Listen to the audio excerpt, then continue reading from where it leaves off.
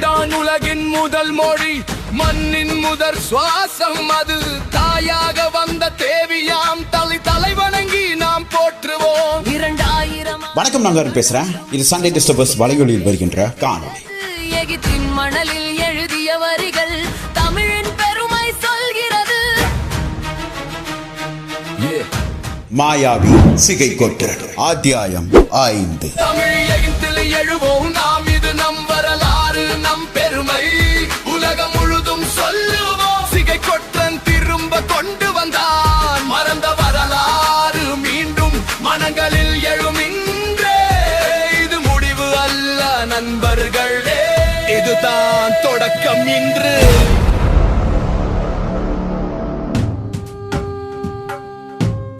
சிகை கொட்டான்.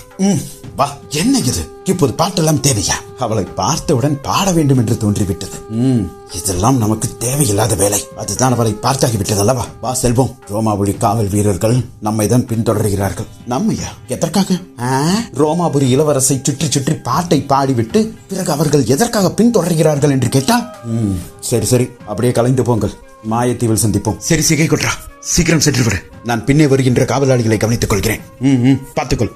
ஐயா, இங்கே செய்து கொண்டிருக்கிறாய். மன்னித்து விடுங்கள், உணவு பண்டங்களை கொண்டு வரும் நபர்கள் வந்து விட்டார்களா? விலகி செல். எங்கு சென்றான் அவன்? தெரியவில்லையே. இளவரசியை சுற்றி சுற்றி பாடிக்கொண்டிருக்கிறான். நீங்கள் அனைவரும் பார்த்துக் கொண்டிருந்தீர்களா? இல்லை, பாட்டு நன்றாக இருந்தது. என்னது?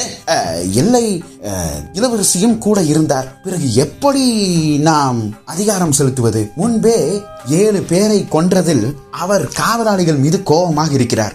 இப்போது மீண்டும் துறைமுகத்தில் சுற்றி கொண்டிருக்கும் அப்பாவி மக்களை அடித்தால் பிறகு அவர் மேலும் கோபம் கொள்வார். ஆகையால் தான் என்று இவன் வந்து பாடிக்கொண்டு சென்று விட்டான். நாளை இதையே மனதில் வைத்துக் கொண்டு மற்றவர்கள் இளவரசியை நெருங்கினார். இல்லை இல்லை, இனி நெருங்க மாட்டார்கள். நாங்கள் பார்த்துக் கொள்கிறோம். நன்கு பார்த்துக் கொள்வீர்கள். படைத்தளபதியே, என்ன உனக்கு என்ன ஆயிற்று? இளவரசியார் அழைத்தார். என்னையா? வருகிறேன் என்று கூறிவிட்டு படை தளபதி இளவரசியாரின் கூடாரத்திற்கு செல்ல, வணங்குகிறேன் தேவியே. பிடித்து விட்டீர்களா? தேவி, என்ன கேட்டீர்கள்? என்னை சுற்றி சுற்றி ஒருவன் பாடிக்கொண்டிருந்தானே, அவனை பிடிக்கத்தானே சென்றீர்கள்? பிடித்து விட்டீர்களா? இல்லை தேவி, நான் அவனை கண்டித்து அனுப்பிவிட்டேன்.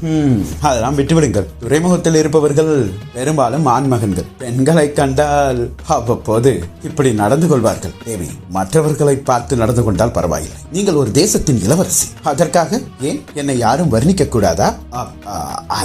அது வந்து சரி, அவனை விட்டு தள்ளுங்கள். அந்த பாரத கண்டத்திலிருந்து ஒரு கப்பல் வரும் என்று கூறியிருந்தீர்களே, வந்துவிட்டது. தமிழகத்திலிருந்து வந்திருக்கிறது. அதில் அவன் இருக்கிறானா? அவன் அதுதான் யாரோ கடல் அரசன் என்று கூறினீர்கள். ஆம், அவன் இருக்கிறான் என்றுதான் தகவல் வந்தது.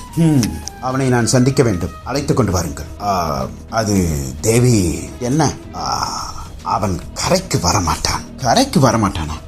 ஆம், துறைமுகத்தில் கூட இறங்க மாட்டானா? இறங்க மாட்டான். அவன் ஒரு அகராதி பிடித்தவன். அவனை சந்திக்க வேண்டும் என்றால் நாம் தான் போய் சந்திக்க வேண்டும். ரோமாபுரி இளவரசி ஒரு கப்பலில் வந்தவனை போய் நான் சந்திக்க வேண்டுமா? தேவி, அழைத்தால் அவன் வரமாட்டான். ஏன் அப்படி என்ன? தாயகத்தில் மட்டும் தான் இறங்குவானோ? ஏன் வேறு நாட்டில் இறங்க மாட்டானோ? ஐயோ, அவன் தாய் தேசத்திலும் இறங்க மாட்டான், இடையே இருக்கும் நிலவுத்தீவிலும் இறங்க மாட்டான். என்ன கூறுகிறீர்கள்? ஆம் தேவி, அவன் எப்போதும் கப்பலில் தான் இருப்பான். ஒவ்வொரு முறை ஒவ்வொரு காரணத்தை கூறுவான். நான் இப்போது என்ன காரணத்தை கூற? சரி, அவன் எப்படிப்பட்டவன்? அவனிடம் தனிமையில் பேசலாமா அல்லது பெரும்படை வைத்திருப்பானா? ஐய தேவி, நீங்கள் எண்ணுவதைப் போலவெல்லாம் அவன் இல்லை. நான் எப்படி கூறுவது உங்களுக்கு? நீங்களே வந்து பாருங்களேன்.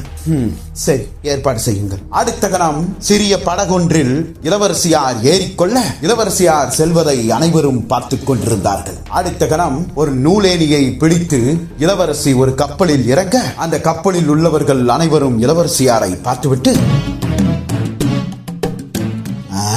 யாரடா இந்த அழகிய மங்கை? மங்கை இல்லையடா, உனக்கு நங்கை. ரோமாபுரி இளவரசி அவர், மரியாதையுடன் பேசுங்கள். இளவரசியாருக்கு தமிழக கப்பலில் என்ன வேலை? மிளகு எடுக்க வந்தீர்களா? என்ன கேட்ட? ஒன்றுமில்லை. எங்கே அவன்? யாரை கேட்கிறீர்கள்? இந்த கப்பலில் ஒருவன் இருப்பானே, மாலுமியா? கப்பல் மாலுமி, இங்கு வா. இருங்களடா, பாய் மரத்தை சுற்றி கொண்டு இருக்கிறேன். இங்கு வா, அங்கு வா, அந்த கயிறை எடு, இந்த கயிறை எடு, இழுத்து கட்டு, வேகமாக ஓட்டு என்று தமிழகத்தில் கப்பலை எடுத்ததிலிருந்து ரோமாபுரி துறைமுகத்தில் வந்து நிறுத்தும் வரை யாரடா இவர்கள்? ரோமாபுரி இளவரசினா? இளவரசியாரை வணங்குகிறேன். ஆனால் நாங்கள் எப்படி நம்புவது? முத்திரை மோதிரம். படை தளபதியே, எங்கே அந்த கடலரசன்? அவரா? அடித்தளத்தில் இருப்பார். போய் கூட்டிக் கொண்டு வா. வருகிறேன். படை தளபதியே. தேவி, இந்த கப்பலில் வேலை செய்பவர்கள் அனைவரும் அறப்பைத்தியம் போல் நடந்து கொள்கிறார்கள். ஐயோ தேவி, இப்போ ஒரு முழு பைத்தியமே வரும். இவர்களை பார்த்தே நீங்கள் இப்படி அசந்து விட்டால் என்ன? யாரடா என்னை அழைத்தது? அதோ அங்கு இருப்பவர்கள். என்ன இது முக்காடு? உறங்கிக் கொண்டு இருப்பவனை எழுப்பி கூட்டிக் கொண்டு வந்து நிற்க வைக்கிறீர்கள். அடரடரே, படை தளபதி எப்படி இருக்கிறீர்கள்? நான் நலம்தான். நீ? வெகு தூரம் நீண்ட பயணம். அப்பப்பா, உடம்பெல்லாம் வலிக்கிறது. நான் கேட்ட கேள்விக்கு இதுதான் பதிலா? உயிரோடு உங்கள் முன்னே நிற்கிறேன் அல்லவா, அதுதான் பதில் என்று கூற வந்தேன். ஆமாம், யார் இது? உங்கள் மகளா? எனக்கு இன்னும் திருமணமே ஆகவில்லை, அதற்குள் இவ்வளவு பெரிய மகளா? ஏய், அது இளவரசி. ஓ, எந்த நாட்டு இளவரசி? ரோமாபுரி. ஓ, ரோமாபுரி. இங்கிருந்து வெகு தூரத்தில் இருக்கும் அந்த ரோமாபுரியா? படை தளபதியே, ரோமாபுரி பேரரசு என்று கூறுகிறேன். இவன் என்ன? தேவி, இவன் கடலிலேயே சுற்றுபவன். இவனுக்கு நிலப்பரப்பெல்லாம் ஒரு பொருட்டே கிடையாது. ஏய், உமது பெயர் என்ன? யாரும் கூறவில்லையா? எமது பெயர் தான் கடல் அரசன். அப்படியா? கடலிலேயே ராஜ்யம் செலுத்துவீர்களோ? கடலில் களங்களைத்தான் செலுத்துவேன். பிறகு எவன் வைத்தான் உனக்கு இந்த பெயரை? பெயரெல்லாம் யார் வைப்பது? எனக்கு நானே வைத்துக் கொள்வேன். முதலில் யார் நீங்கள்? ரோமாபுரி இளவரசி என்று கூறிக்கொண்டிருக்கிறேன் அல்லவா? ஓ, இருப்பினும் நம்ப மறுக்கிறதே மனம். ஏன்? உங்களுடைய தேசத்தில் தான் இளவரசி மனைவிமார்களை எல்லாம் பூட்டி வைத்து விடுவார்களே. இப்படி கரை தாண்டி கடல் தாண்டி கப்பலில் நின்று கொண்டிருக்கிறீர்கள். நான் வேறு ரகம். ஓ, இருக்கட்டும். என்ன தேவி வேண்டும்? நேரடியாக ரோமாபுரி இளவரசி எங்களிடம் பொருளை வாங்க கப்பலுக்கே வந்து விட்டீர்களா? பொருளை எல்லாம் எடுத்து விட்டீர்களா? இருக்கிறதாடா? அமைதியாக இரு. அமைதியாகவா? நானும் வந்ததிலிருந்து பார்த்து கொண்டே இருக்கிறேன். தொட்டாங்குச்சிக்குள் மாட்டிக்கொண்ட நண்டை போல கொட என்று உருட்டி கொண்டே இருக்கிறாய். நான் பேசுவது அப்படியா இருக்கிறது? அதை விட கேவலமாக இருக்கிறது. வாயை மூடல. நான் போய் பாய் மரத்தை சுற்றவா? போய் அந்த வேலையை பார். சரி தேவி, மன்னித்து விடுங்கள். கூறுங்கள் என்னவென்று. மாயாவி சிகை கொற்றன். என்ன பயம்? என்ன பயம்? அந்த பெயரை கேட்டால் பயம். அந்த பெயரை கேட்டால் உமக்கு என்ன பயம்? ரோமாபுரி இளவரசியை நான் தைரியமாக கூறுகிறேன். உங்களுக்கு என்ன? அரண்மனையில் ஆனந்தமாக இருப்பீர்கள். நாங்கள் அப்படியா? கடல் வழி பயணம் செய்ய வேண்டும். அவன் கப்பலையும் கொள்ளையடிப்பான். உங்களுக்கு தெரியுமா? அவனை பற்றி தகவல் வேண்டும். தகவலா? ஆம், நீதான் கடல் பயணம் செய்கிறாயே, அவனை பற்றி தகவல் தெரியாதா? இது வேறு யாராவது கப்பல் மாலுமிகளோ கப்பல் அதிகாரிகளிடம் கேட்டாவலாவது உதவியாக இருக்கும். என்னிடம் போய் நீங்கள் கேட்கிறீர்கள்? போங்கள் தேவி. ஏய், என்ன செய்ய முடியாதா? எப்படி செய்ய முடியும்? சிகை கொற்றான் என்ற ஒரு பெயரை கேட்டாலே நான் கப்பலை எங்காவது ஓரமாக நிறுத்தி விடுவேன். 2 நாட்கள் கழித்துதான் அந்த இடத்திற்கே வருவேன். சிகை கொற்றனும் அப்படித்தான். ஓர் இடத்தில் கொள்ளையடித்து விட்டால் அதன் பின்னர் 1 வாரம் அந்த பக்கமே வரமாட்டான். அந்த இடைப்பட்ட நேரத்தில் நான் அந்த இடத்தை கடந்து விடுவேன். இதுவும் ஒரு தகவல் தான். தகவலா? ஆம், சிகை கொற்றனை பற்றி தகவல் கொடுத்ததற்கு நன்றி. நான் என்ன தகவல் கொடுத்தேன்? நன்றி எல்லாம் கூறுகிறார்கள். படை தளபதியே, உங்களுக்கு ஏதாவது புரிந்தது? தேவி, இவனிடம் வேறு ஏதேனும் கேட்க வேண்டுமா? நான் பேசுவதை ஒரு பொருட்டாகவே எண்ண மாட்டேங்கிறார்கள் இருவரும். மேலும் சிகை கொற்றனை பற்றி அறிந்து கொள்ள உன்னுடைய உதவி எனக்கு தேவைப்படும். ஐயோ, நான் தான் கூறுகிறேனே, அவன் இருக்கிறான் என்றால் அந்த இடத்திற்கே நான் போக மாட்டேன். பரவாயில்லை, இனி போக ஆரம்பி. அவனை பற்றி எனக்கு தகவல் வென்று கொண்டே இருக்க வேண்டும். புரிகிறதா? ஐயோ, நான் எதுக்கு உங்களுக்கு எல்லாம் தர வேண்டும்? வேறு ஏதாவது கப்பலில் போய் கேளுங்கள். தமிழக கப்பல், பல கப்பல்கள் இங்கு வருகிறது. அதிலும் கப்பல் அதிகாரிகள் இருப்பார்கள். அவர்களிடம் போய் கேளுங்கள். என்ன எதற்காக கேட்கிறீர்கள்? நானே கடலில் ஓடிக்கொண்டும் ஆடிக்கொண்டும் பாடிக்கொண்டும் இருக்கிறேன். கரை தொடுவேனா? நான் எப்போதும் கரை தொட மாட்டேன். அப்படியா? ஆம், நான் ஒருவனை கூட்டிக் கொண்டு வர சொன்னேனே. கூட்டிக் கொண்டு வந்திருக்கிறோம். இவனை தெரிகிறதா? இவன் இல்லையே, எனக்கு தெரியவில்லையே. படை தளபதியே, அடித்து விடாதேடா. இப்போதுதான் அறத்தூக்கத்திலிருந்து வந்திருக்கிறேன். தெரியும். இவனை பற்றி நீயே கூறுகிறாயா அல்லது நான் கூறவா? இவன் ரோமாபுரி நாட்டை சேர்ந்தவன். நல்லவன், அவ்வளவுதான். என்ன இது? இவனை பற்றி நீங்கள் தானே கேட்டீர்கள், அதான் எனக்கு தெரிந்ததை கூறினேன். ஏய் கப்பல் அதிகாரியே, இவனிடம் பல பொருட்களை நீ சென்ற முறை வந்த போது கொடுத்திருக்கிறாய். ஆம், காசோலைகளை கொடுத்து வாங்கி கொண்டேன். இல்லையே, நீ இனாமாகத்தான் கொடுத்தாய் என்று கூறினான். அனைத்தையும் உளறி விட்டாயா நீ? பிறகு சிறையில் அடைத்து விடுவார்கள். ஆனால் ஒன்று, என்ன? நான் கூறுவதை யாரிடமும் வெளியே கூறக்கூடாது. வாயை மூடிவிட்டு கூறு, என்ன விடயம் என்று. தேவி, நான் கடற்கரையே மிதிக்க மாட்டேன். காரணம், அனைவரிடமும் நான் கடன் வாங்கி வைத்திருக்கிறேன். அது ஒரு பக்கம் இருக்கட்டும். தமிழகத்தில் இருந்து பல யவனர்கள், அவர்களுடைய குடும்பங்கள் இங்கு வாழும். அவர்கள் தமிழகத்தில் வேலை செய்து வருகிறார்கள். அவ்வப்போது என்னை போன்ற வணிகர்கள் கடல் கடந்து யவன நாட்டுக்கு வரும் பொழுது எங்களுடைய குடும்பத்தாரை சந்தித்தால் ஒரு சில பொருட்களை கொடுத்து விடுங்கள் என்று கொடுப்பார்கள். துறைமுகத்தை கடந்து சென்றால் ஒவ்வொரு பொருளுக்கும் வரி. குடும்பத்தாருக்கு இல்லத்தாருக்கு கொடுக்கும் பொருளுக்கு எதற்கு வரி என்று, அது என்னுடைய பொருள் என்று கூறிக்கொண்டு துறைமுகத்தில் இறங்குவேன்.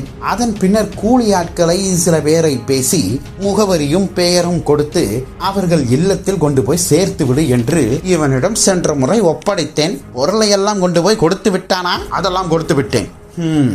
அவ்வளவுதான் தேவி. இதில் நான் என்ன தவறு செய்தேன்? இதற்கு ஒரு விசாரணை. அப்படியும் கொண்டு வந்த பொருட்களை எல்லாம் நீங்கள் விரல் விட்டு எண்ணி பார்த்தாலும் மிக மிக குறைவுதான். அதெல்லாம் எனக்கு ஒரு பொருட்டே கிடையாது. பிறகு என்ன பொருட்டாக இருக்கிறது உங்களுக்கு? நீ சென்ற முறை 25 குடும்பத்தாருக்கு பொருட்களை கொண்டு வந்து கொடுத்திருக்கிறாய். 25 இருக்கலாம். கப்பல் கிளம்பும் பொழுது பல யவனர்கள் வந்து நூலாடையிலும் ஓலையிலும் பெயர்களை எழுதி பொருட்களையும் கொடுப்பார்கள். 25 என்பது குறைவுதான். சரி சரி, சொல்லுங்கள். அதில் 7 பேர் சென்ற வாரம் இங்கு வந்திருக்கிறார்கள். ஓ, சென்ற முறை என்னிடம் பொருள் கொடுத்தவர்கள் சென்ற வாரம் வந்தார்களா? ஆம், சரி. அவர்கள் 7 பேரும் இறந்து விட்டார்கள். ஓ, நிலவுத்தீவில் எந்த செய்திதான் பரவி இருந்ததா?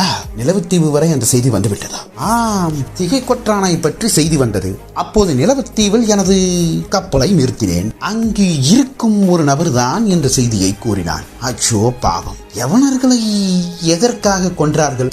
ஆமாம், கொன்றதே ரோமாபுரி பேரரசுடைய படை தளபதி என்றல்லவா நான் கேள்விப்பட்டேன். ஏய், படை தளபதி நான்? ஐயோ, பிறகு யார் கொன்றது? அரசருடைய கட்டளை என்று முக்கிய தளபதி கொன்றார். ஓ சரி, இப்போது இதெல்லாம் எதற்காக என்னிடம் கூறிக்கொண்டிருக்கிறீர்கள்? அவர்கள் சிகை கொற்றானுக்கு உதவி செய்கிறார்கள் என்ற ஒரு கருதுகோளில் ஒரு ஐயத்தில் கொன்று விட்டார்கள். ஐயமா கருதுகோளா? சரி, அவர்களும் சிகை கொற்றானுக்கு உதவி செய்திருக்க கூடும், செய்யாமலும் இருந்திருக்கலாம். இதில் நான் என்ன தேவி கூற வேண்டும்? அவர்கள் சிகை கொற்றானுக்கு உதவி செய்திருக்கிறார்கள், அவர்களுக்கு நீ உதவி செய்திருக்கிறாய். அப்படி பார்க்கும் பொழுது நீயும் சிகை கொற்றானும் கூட்டாளி தானே? ஐயோ, என்ன இது? இப்படியெல்லாம் பழி போடுகிறீர்கள். என்ன, இதுதான் உண்மை? ஐயோ, இதெல்லாம் உண்மையே இல்லை.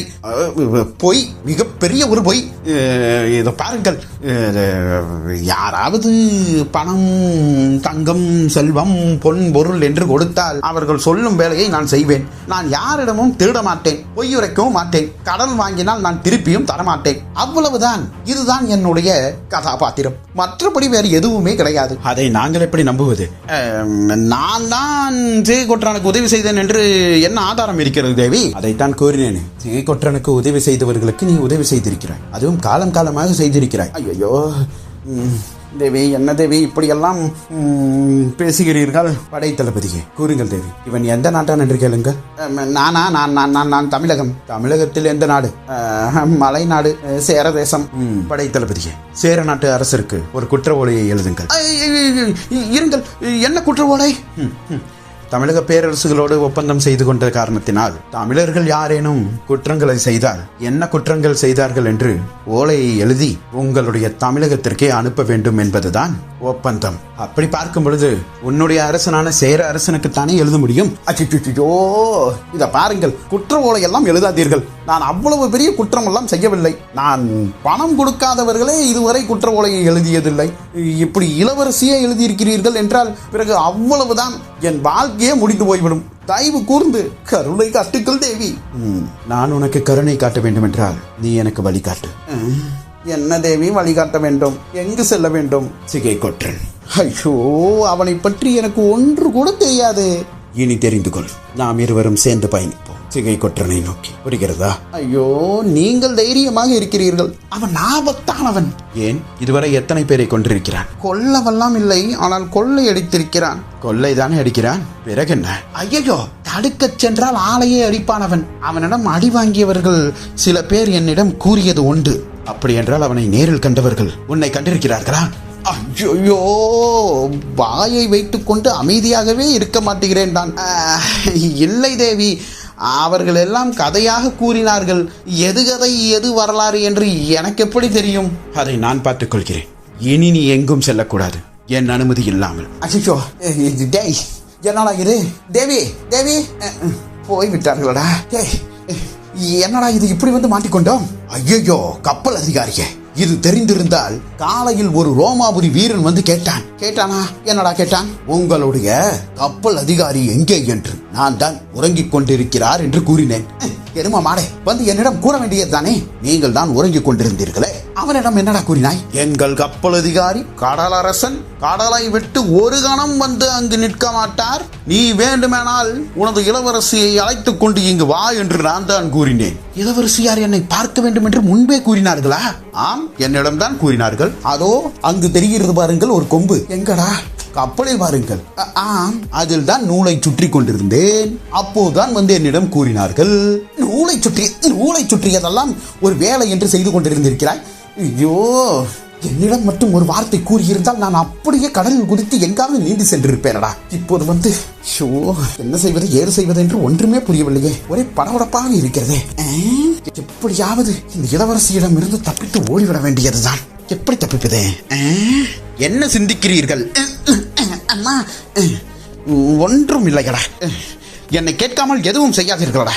இனி சரி என்று கூறிக்கொண்டு கப்பலின் மேல் தளத்தில் கடலரசன் அங்கும் இங்குமாக அலைமோதிக் கொண்டிருக்க, கரையில் ஆங்காங்கே வேலை செய்து கொண்டிருக்கும் சிகை கொற்றனுடைய ஆட்கள், இளவரசி என்ன தமிழகத்தின் கப்பலில் ஏறிக்கொண்டு சென்று வந்திருக்கிறார், அதான் ஒன்றும் புரியவில்லை. வேறு ஏதாவது வேலையாக இருக்குமா? இல்லையே, தகவலின்படி இளவரசி இங்கு வந்ததே சிகை கொற்றனை பற்றி தெரிந்து கொள்வதற்கு என்று தானே கூறினார்கள். பிறகு ஏதாவது விசாரிக்க சென்றிருப்பார்கள்.